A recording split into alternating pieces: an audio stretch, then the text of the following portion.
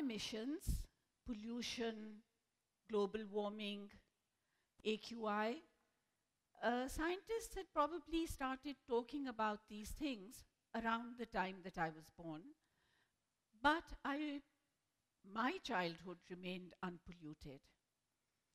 Humankind had not yet violated the sacred bond with nature, and I was lucky enough to look upon vast fields, climb and fall down from trees, and breathe in air that was fresh and wholesome.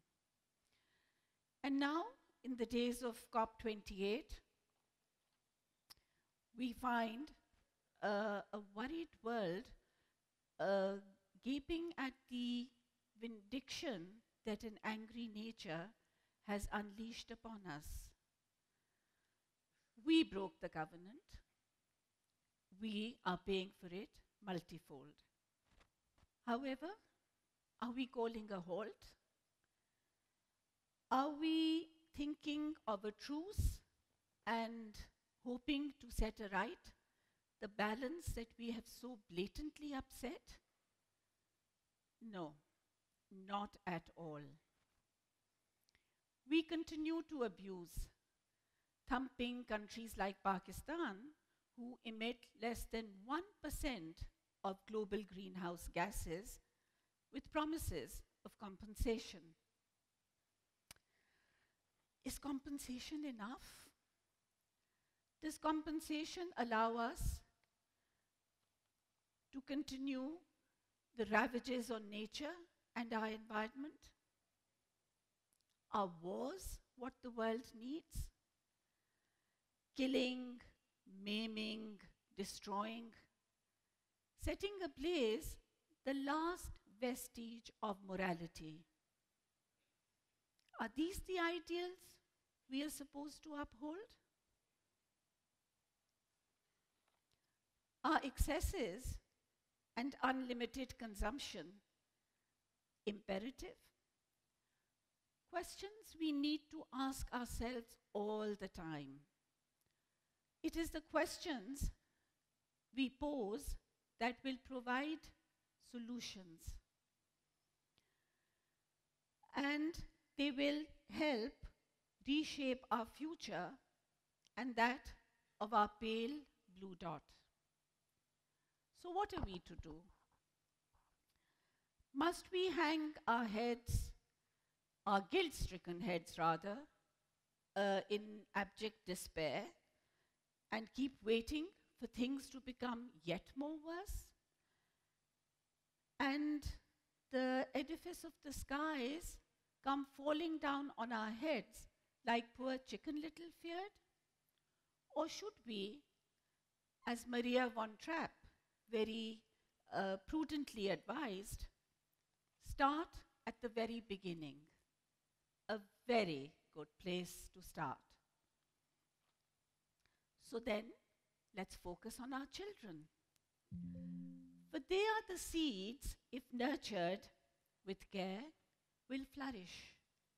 And they will be the ones who will straighten the path and heal our damaged earth.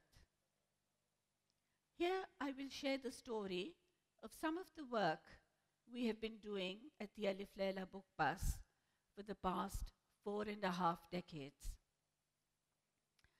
This work is yet a ripple in the sand, but collaborations and replications can swerve the direction to the green movement.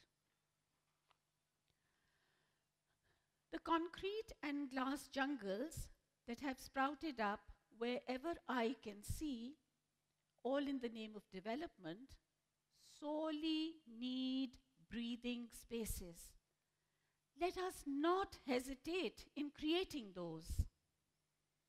If Johnny Appleseed, with single-minded determination, could create orchards of never-ending apple trees, and more recently, Jadev Payang, who planted one tree every single day for 37 years and transformed barren land into a forest and wildlife reserve, which is twice the size of New York Central Park. Well, so can our children. Let us give them seeds the moment they are able to walk. Let us rejoice with them in the miracle of growth. Let us appreciate with them each flower that blooms and provides us with thoughts that do often lie too deep for tears.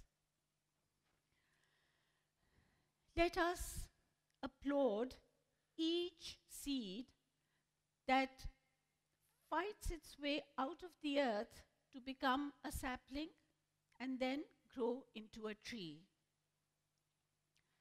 Let us hug and love trees. Let us talk to them and celebrate them. For trees are providers and the most generous givers. Many of our public schools have vast tracts of land that could easily be converted into nurseries and kitchen gardens. How delightful for the children to make salads from vegetables that they have grown themselves, and these could be organic vegetables, and increase their much needed vitamin intake. And how glorious for them to see the nectar sipping, pollen gathering butterflies flit from flower to flower, the flowers they planted themselves. How different will be their education, and how very deep their understanding. Let us create and sing songs. Let us write and illustrate books. Let us organize advocacy campaigns and arrange walks that focus on a new relationship with nature, a relationship in which we give before setting our eyes on what we can receive. Let us rethink and redo. Let us focus on eco-friendly solutions. My personal favorite, creating mobile libraries with the help of camels, who, on their friendly and sturdy backs, carry books to children in remote areas of Sindh and Balochistan.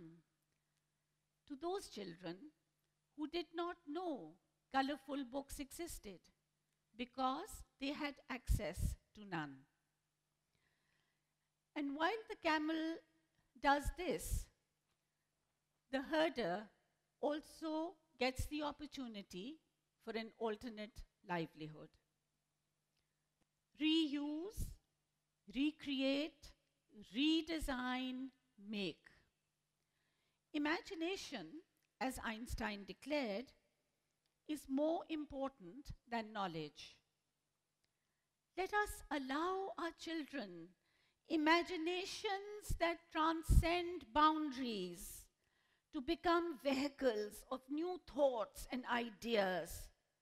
Let us reuse, reuse, reuse. People my age will probably recall the very neatly packages that used to move within families from much loved elder cousins and sisters to younger ones.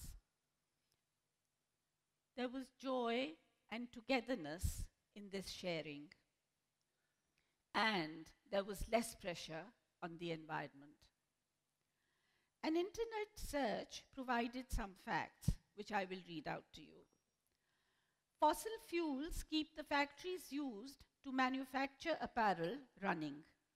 They even make up garments themselves, with polyester derived from petroleum being the most commonly used textile. Manufacturing a t-shirt involves different processes which combined require about 10 kilowatt per hour of energy. That is where the bulk of emissions comes from. The report, Fossil Fashion, the hidden reliance of fashion on fossil fuels, is worth a study.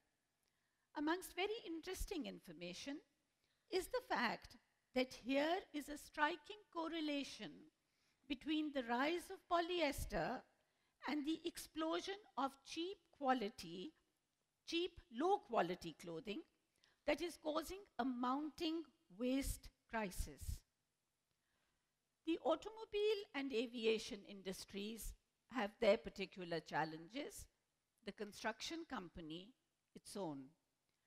Wherever we look, issues stare us in the face, and with so much harm done to it by all and sundry, we now see nature lashing out with all its might, retaliating with tsunamis, cyclones, floods, and unprecedented temperatures, taking away the lives of thousands, affecting the physical and mental health and livelihoods of so many more.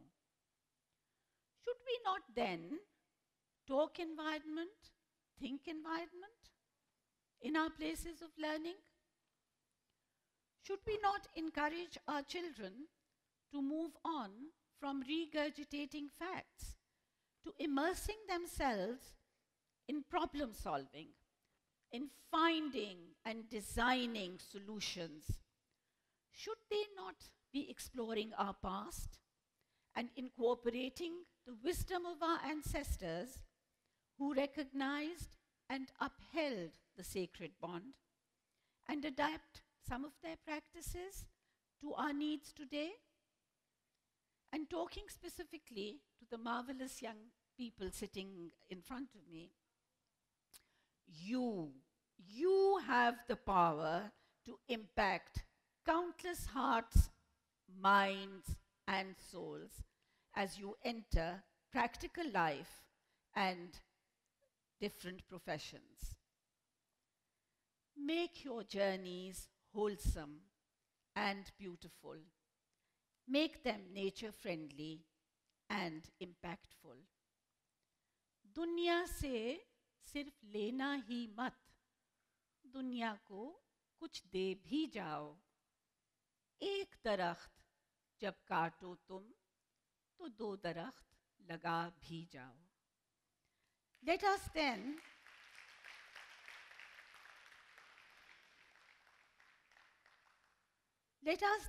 as adults, give our youth the time and the platforms to reassess, redesign, and seek a newer world, a more harmonious world.